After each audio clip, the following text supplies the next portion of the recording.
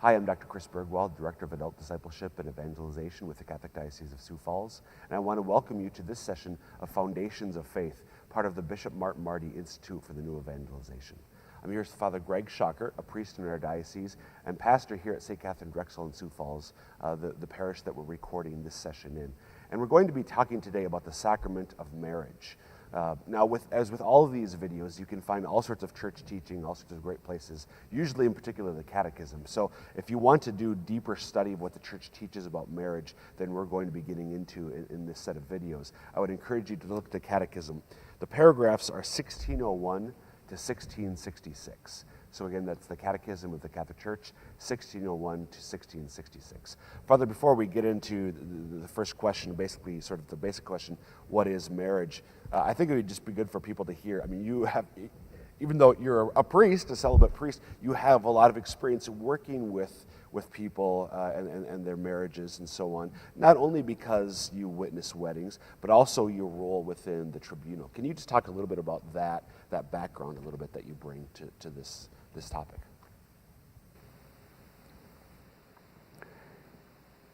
Actually, I spend, a good part of my ministry working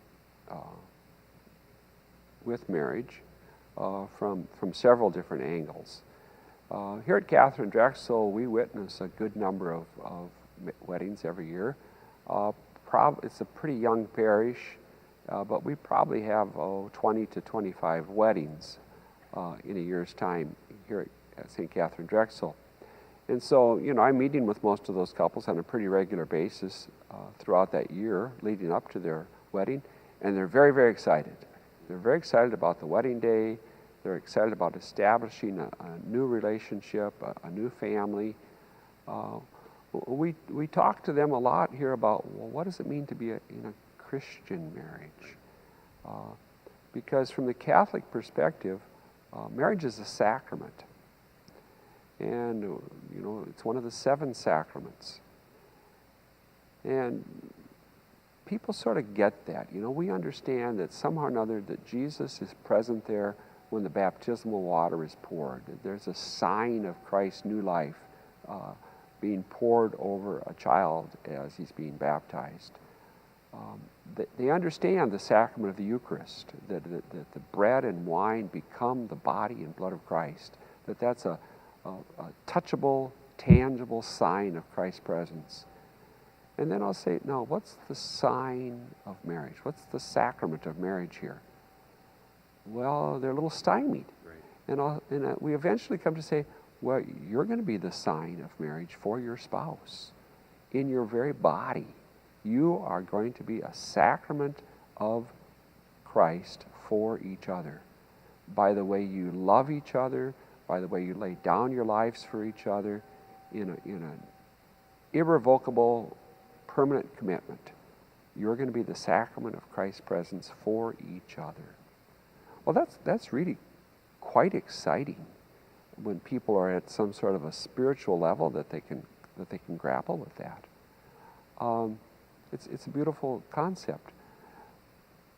I think one thing that many people don't quite understand is that when people get married, they're the sacrament. They're the sacrament for each other, but they're also the minister of the sacrament.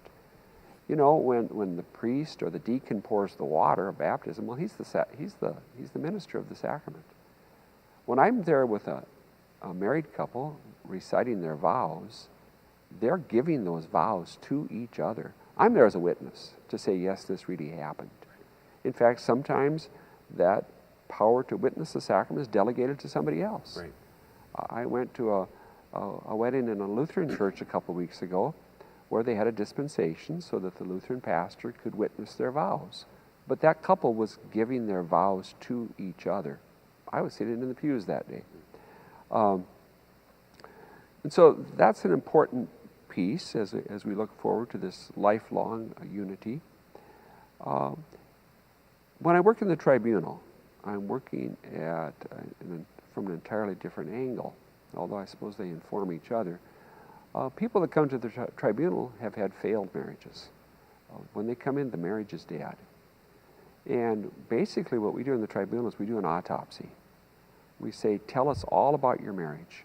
we're gonna try to reconstruct this and say, how did your marriage die? What was the cause of death?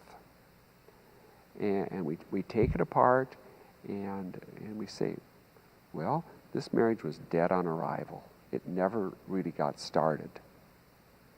Or sometimes we don't say that. Sometimes we take it all apart and we'll say, well, this was a really perfectly good marriage. You just didn't take very good care of it. You got busy doing something else with your life, and the marriage died through neglect. You forgot to feed your marriage.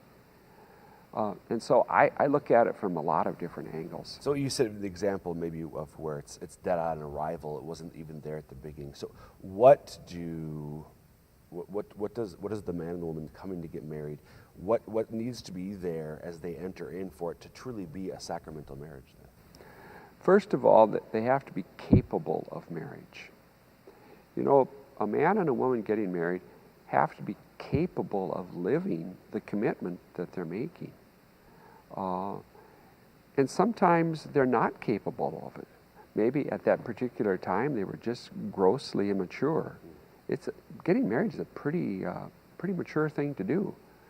And they might want very much to be married, but they just can't do it at that particular time in their life, perhaps because of gross immaturity. They haven't had the life experience that caused them to grow up yet. Or maybe one or both of them is an alcoholic or a drug addict, or maybe they have a personality disorder through no fault of their own. But at that point, they simply couldn't make that kind of a commitment because they can't fulfill it. They might want to, but they can't. What could also be that you have to be truly free to enter into. You know, I think in the past, maybe forced marriages, that doesn't happen in our country anymore, at least. But this is sort of a similar thing, isn't it, Father? Where am I truly not free from external coercion, but do I have the internal freedom? Am I mature enough to give myself completely and freely to somebody else? That's right. And even that's one of the questions we ask during the marriage celebration is, have you come here freely and without reservation? And, you know, we don't have as much coercion as perhaps we did in the past, but sometimes still we have coercion. Maybe somebody's living in an intolerable circumstance in their home. Maybe there's been terrible abuse in the family of origin. Maybe they see marriage as the ticket out. And we might even have somebody say, well, I'm going to rescue this person. And in their immaturity, that might even happen, and that still does happen. I read cases in the tribunal sometimes where they were living in desperate circumstances. And that was, whatever happens here is better than what I've got now. And so they do get married. The other thing that I say is sometimes dead on arrival is that sometimes people's intentions when they're getting married are not the same as the intentions of the church. The church says that marriage consists of 4 pieces. That people who come and make their vows before the altar are promising fidelity, permanence, openness to children, and that they will be there for the good of their spouses, that they will form a new family together, that they will be there and orient their life for the good of the spouse. Now, most people when they get married, that's what they mean. They want those 4 things. But some people don't mean that. Some people didn't grow up in a circumstance where those elements were present in their family life. They don't even know what marriage is. Now, we try to do some work on that in marriage preparation. They go to some classes. They go to a weekend retreat experience. They meet with the pastor. They meet with the sponsor couple. But we can't make up in 6 months or even a year of what was lacking in the first 22 years. And so if they haven't had pretty good modeling for marriage, it's going to be very difficult for them to enter into a sacramental marriage. So it's not, I think maybe the sense I get sometimes that the culture at large around us, marriage is simply 2 people who are in love, who want to somehow ratify that relationship somehow. But the church's understanding of marriage as a sacrament is much deeper, richer than that. And I think those 4 components those four aspects of what of what marriage is, speaks to the difference between just an emotional relationship that I want to give an extra stamp of approval or something, as opposed to a sacramental union that I'm entering into. And you talk about intention. I mean, all of the sacraments require on the part of the minister the proper intention for their validity. So if I go into a marriage and I don't have the intention for entering into a union that comprises those four things, I lack the proper intention for that to be a sacramental marriage. That's right. And you know, sometimes the intention is revealed more in how they live it out than it was in their words. So, you know, I think if the person says, oh yes, I intend to get married, and I'm going to orient my life to my spouse, and I'm going to have a family, and I'm going to really orient my life that way. But then maybe he spends about 12 or 15 weekends a year and a couple weekdays during the week playing baseball. And he wants her in the stands, watching them with all the other girlfriends and the wives, and then they're going to drink beer afterwards for, you know, an hour or two. And this goes on, you know, 12, 15 weeks. And then comes hunting season. And then, well, I've got to go to, you know, hunt every kind of animal where there's a license sold. And so then he's gone for another 15 weeks. And then there's ice fishing that comes up in the winter.